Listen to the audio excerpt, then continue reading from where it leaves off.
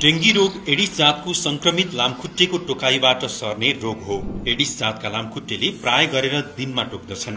विशेष गरी साँझ र बिहान यो लामखुट्टे बढी सक्रिय हुने हुनाले सो समयमा बढी होशियार हुनुपर्छ। एडिस लामखुट्टेले सफा जमेको थोरै पानीमा पनि फूल पार्दछ। प्राय पानी जम्ने प्लास्टिकका बोतल, टायर, ड्रम, बाटा, बाल्टिन, फूलदानी, गमला, कुलर, प्लास्टिकका खोल, सिसी, पानीका ट्याङ्की, टिनका डब्बाहरू, अण्डाको बोक्रा जस्ता पानी जम्ने भाडा तथा छाना, कौसी, बरण्डा, ढल, नाली आदि स्थानहरूमा फूल पार्छ र यो लामखुट्टेको वृद्धि विकास हुन्छ।